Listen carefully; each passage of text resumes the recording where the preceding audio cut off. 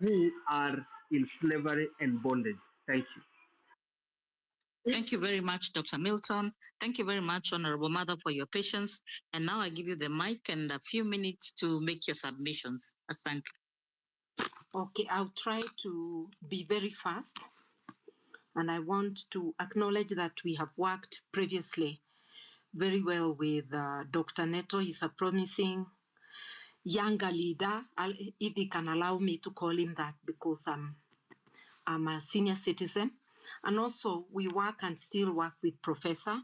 And I want to let you all know that according to Article 132 of the Constitution, the State of Nation address should come immediately at the end of each year. So we ourselves held the State of Nation address on the 17th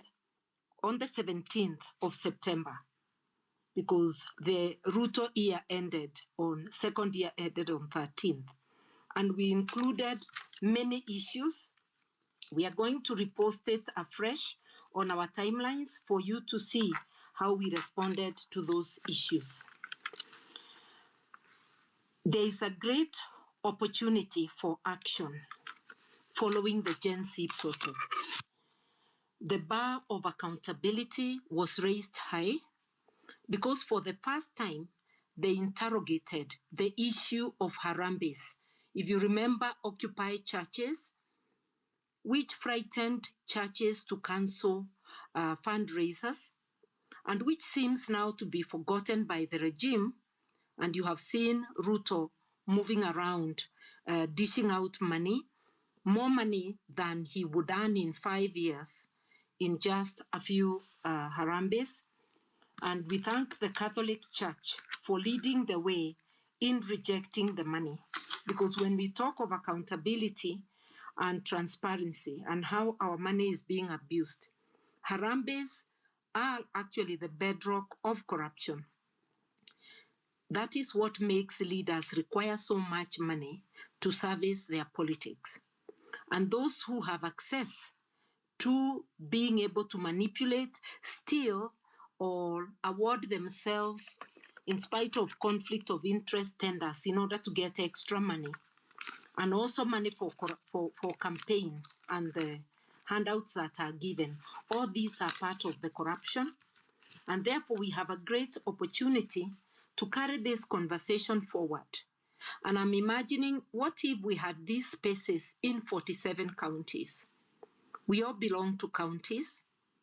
It's like having rallies without mobilizing with much money to have those spaces and this conversation. And this answers the question of civic education. Civic education, I would call it civic engagement. None of us has a monopoly of wisdom. When we come together and share ideas, we are enlightening ourselves, we are affirming ourselves. It is civic engagement that is bound to transform this country. I would like to say that a constitution is as good as the implementers. Our constitution is good. Are those of us who are implementers as good? Are the courts helping us to live our dream? There I'll answer yes and no, because in the magistrates' courts, we have seen a judge or two rejecting trumped-up charges. You remember the Morara charges? We have seen the High Court, and especially the Judicial Review Court, give very good judgments. We have seen other courts come up with very good judgments, and others with very repressive judgments. We've also seen sparks of light from the Court of Appeal, and we've seen darkness in the Supreme Court. I think we need to bring the conversation and spotlight, give flowers for the good judgment, and discuss, and with respect, take exception and differ with the bad judgments, because these are the people who are pulling us down. Every professional given an opportunity to serve Kenya must serve Kenya in the way that Kenya should be served. So we must encourage one another, And some of this encouragement is that all these officers come from us, the community. We should be able to bring pressure on them wherever we meet. Anybody implementing any part of the Constitution, whether as a security agent, a judicial officer, or a person seated in the offices, whether a passport office or IEBC, holds their office courtesy of Kenyans, because the sovereignty belongs to the people. Whatever power you have is donated by the people. There appears to be ignorance or refusal to acknowledge this fact, that whatever decision you make must be in the best interests of the people. That is where our institutions are run by you and me are letting us down. That is why we are having femicide unabated, enforcement, investigations. The entire criminal justice system is weak. Not because the law is not good enough, but we refuse to do the right thing. And I want to agree with Professor Kibwana that I suspect some of the femicide is by the law enforcement agencies. You can't tell me that any single Kenyan can decapitate so many females and dump them in quarry without anybody noticing.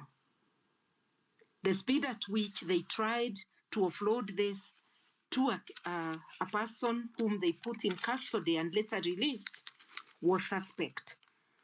So yes, we have a breakdown of law and order in the country, and the femicides are high, but I think they are also increased by illegal activities of sections of the law enforcement agencies. Until someone explains quarry and why today that place has not been drained so that we see how many other bodies are there, or whether all bodies were fished out, that remains suspect. We need not just money, and this is not so much about money. It is much more about commitment and enforcement. And if we were interested, if the administration was interested in reducing femicide, beyond enforcement, there will be a campaign, a very serious media campaign. And because the state is not the best in engaging the people, they would partner with civil society organizations, including the church, where we discuss this issue and how to solve it, where we advise young women and all women of all ages and anybody in distress, male or female, what to do, and as a nation, how we can look out for each other to bring this wanton of taking away of lives away. And I want to acknowledge it's the 16 days of activism. And I know that women's organizations, human rights organizations are all together, bringing awareness and holding forums during these 16 days of activism. Very quickly, it is good that we understand that the DNA of William Ruto is lies, more lies. It is also corruption, and it is abetting extrajudicial killings, if not planning them. And therefore, there is no way things are going to change. The elephant in the room is a deficit of trust, a deficit of good leadership. Not because Kenyans do not have good people who can lead, but because collectively, a critical number of citizens have chosen to give bad people positions of leadership. Ruto did not lie who he was. He might have said the things he will do, but there is one thing he never said throughout that campaign. And one time, David D reminded us in a tweet, they never promised to fight corruption. So how on earth did we expect that he would fulfill the promises he was giving without fighting corruption and impunity? Therefore, we say we were deceived, but we were deceived with our eyes open. So we must engage each other in our homes, in forums like this, and agree to refer back to our manual, which is the Constitution, on qualities of a good leader, on Chapter 6, on leadership and integrity, and encouraging one another that we elect leaders of integrity from the MCA right up all the 6 seats to the presidency. We also have to agree that we all grow our dreams. It is not wrong to be ambitious. So I should be led to grow myself and run. Kalonzo should be led to grow his dream and run. Omtata should grow his dream and run. And anybody else who wants to run. But we must all agree that indeed, if what we want is to bring good leadership in Kenya, that Kenya is bigger than any one of us. And that those who want to bring good leadership will at some stage converge and get a method of selecting the person who is likely to be able to dethrone this wicked regime, be the one to carry the flag. If Kenya is greater than me, then I should be happy to have it move on, even if I do not get the trophy of that position of leadership I want. But we must embrace competition and a good way of settling who becomes the flag bearer. Are we coming together as leaders to provide leadership? Yes, we are trying that in various spaces. All the initiatives you see are good, but eventually we should be able to link up. All the progressive forces should link up to be able to find common ground. Can we do a think tank? Yes, it is possible. And this is something people should volunteer to do so that there is information and research on specific issues. And there are very many ways we can do this. So there are two projects I see to save Kenya. One project is the short-term immediate measures. Immediate measures is continue pushing this rogue regime to adopt transparency, to be accountable, and yes, we continue demanding for information. Dr. Milton, we continue doing that. There are very many people in court, even on Adani. Our courts do not always grant us access to information. I have been penalized for asking for information from JSC, and when the court refused to give a stay, I had recently had to pay costs. But this should not deter us, because together we can be able to do it. The next project is the project of running Ruto and his rogue regime out of town. And that is the one that will need, all those projects need research, need a lot of information, and the two feed on each other. And if you ask what we can do right now is to push the regime to stop non-priority spending and redirect that money to people's needs.